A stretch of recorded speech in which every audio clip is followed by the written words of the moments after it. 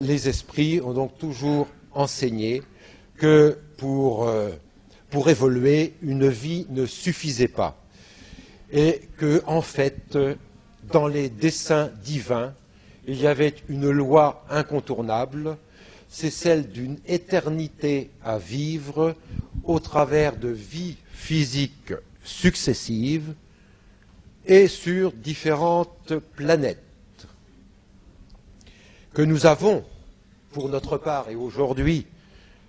un certain nombre de vies à accomplir sur Terre, un cycle de vie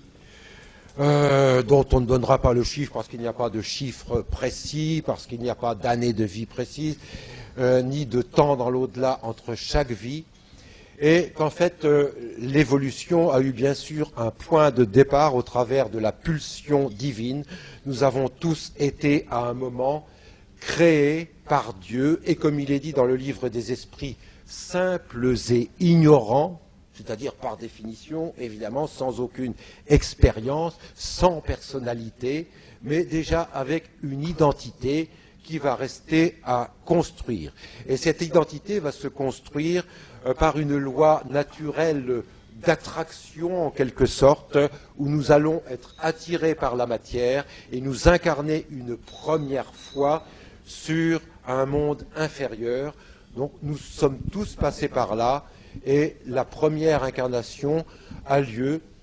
sur un monde primaire, dont on a pu avoir des fois quelques descriptifs par les esprits, et que les premières vies se font sur des mondes très primaires où l'esprit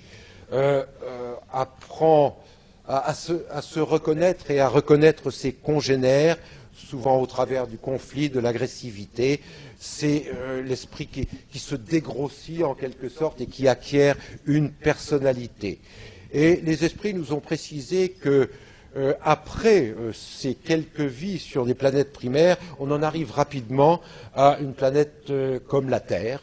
ou autre d'équivalence à la Terre, sur laquelle on s'incarne pour accomplir un certain nombre de vies. Alors déjà, en ayant dit cela, je peux dire que nous sommes tous des extraterrestres, puisque nous avons tous vécu nos premières vies, nos premiers stades d'évolution sur des mondes inférieurs à la Terre. Et le dessein divin, traduit par les esprits, indique aussi que plus tard, nous serons appelés à nous réincarner sur des mondes supérieurs à la Terre, des mondes qui pourront nous accueillir quand nous aurons l'évolution suffisante le permettant, après avoir accompli notre cycle de vie terrestre. Et que, ainsi, de planète en planète, l'évolution se poursuivra pour arriver à une sorte de terme qui n'en est pas un, pour arriver à la pureté totale, pour arriver à ce que les esprits appellent le qualificatif d'esprit pur, esprit qui à un moment donné n'a plus besoin de se réincarner. Mais là, c'est très loin de nous. Il nous aura fallu franchir plusieurs stades sur d'autres mondes habités plus évolués que le nôtre. Des mondes habités qui ont eu, eux aussi, leur évolution, qui sont devenus de plus en plus éthérés, et l'on sait notamment que des mondes de grande évolution ont une structure physique beaucoup plus ténue que la nôtre, disons beaucoup moins lourde, beaucoup plus aérienne sur le plan de la structure physique, et que cela facilite la vie qui n'est plus forcément tributaire des problèmes de santé, de la maladie, même du besoin de s'alimenter, du besoin impérieux de dormir presque la moitié de notre vie, ou du moins un tiers. Et donc tout cela a tendance à s'amenuiser sur des planètes plus éthérées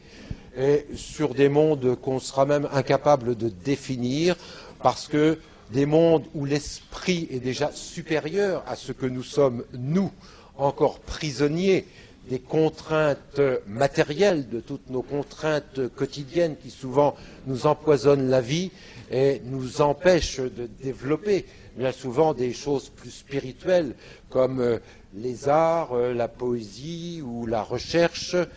Et donc sur des mondes plus évolués, toutes ces contraintes diminuent, voire n'existent plus.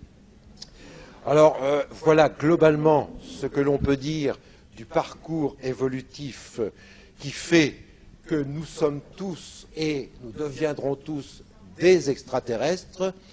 et que peut-être parmi les extraterrestres, et je pense que la plupart d'entre vous y croyez ou supposez que tout cela est réel, eh bien, parmi ces extraterrestres qui cherchent à se manifester auprès des humains, il y a très probablement des esprits qui ont vécu sur Terre antérieurement, puisque la Terre a déjà une longue histoire, et qui peut-être cherchent à regarder, à surveiller, à voir où on en est, bien qu'ils ont d'autres moyens pour voir où nous en sommes, et qui continuent à s'intéresser à la Terre, parce que c'est une planète qu'ils n'ignorent pas. Donc, voilà quelque chose d'essentiel pour nous, et nous n'avons pas manqué, évidemment, de poser la question aux esprits depuis des années déjà, de savoir à quoi correspondent les phénomènes ovnis et les différents témoignages. Et les esprits nous ont toujours répondu qu'il fallait bien évidemment faire une forme de tri, que tout phénomène ovni n'était pas forcément à prendre au sérieux, mais qu'il y en avait un certain nombre qui méritaient d'être étudiés et qui correspondaient bel et bien à des manifestations d'esprits venus d'autres civilisations et qui viennent non pas seulement par curiosité, qui viennent pour observer, qui sont soucieux du devenir des terriens, qui ne nous veulent aucun mal, bien au contraire, et qui représentent en quelque sorte une solidarité intergalactique dans la mesure où sur des mondes supérieurs, il n'y a plus de limite à la communication. Ce qui veut dire, en d'autres termes, que des mondes suffisamment évolués sont capables de se visiter entre eux, de communiquer entre eux télépathiquement, spirituellement, mais aussi matériellement, ayant trouvé les moyens spirituels et techniques de vaincre les distances, de vaincre même cette espèce de frontière qu'on s'est fixée et qui serait la vitesse de la lumière. Eh bien, tout cela ne pose plus aucun problème quand on est arrivé à un certain stade d'évolution où l'on peut transcender toutes ces années-lumière apparemment infranchissables. Et donc cela signifie, entre autres, que si des extraterrestres nous visitent, cela ne signifie pas qu'il leur faudra 3 ou 4 ou 5 ou 100 années-lumière pour parvenir jusqu'à nous, mais qu'ils y parviendront d'une façon très rapide. Et une notion spirituelle que je vous ajoute à cela, les esprits nous ont indiqué que au niveau des énergies pour se propulser, ils ont évidemment dépassé le problème du pétrole ou autre source d'énergie, et que la force de l'esprit entre pour beaucoup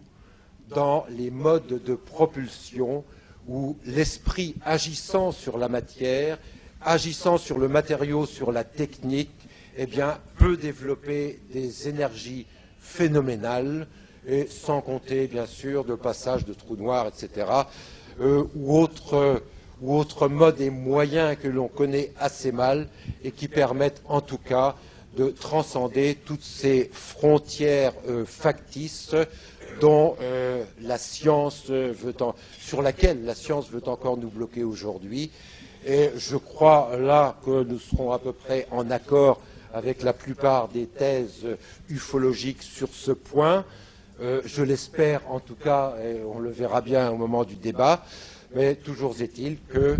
pour nous, Spirit, la vie est universelle et c'est finalement un grand espoir et qu'il y a une solidarité non seulement pour nous entre les esprits et les hommes, mais une solidarité interplanétaire qui fait que d'autres civilisations nous connaissent très bien, ne nous oublient pas, pensent à nous, nous aiment et ont le souci que la Terre survive et enfin puisse évoluer. Voilà. J'ai terminé. Je vous remercie de votre attention.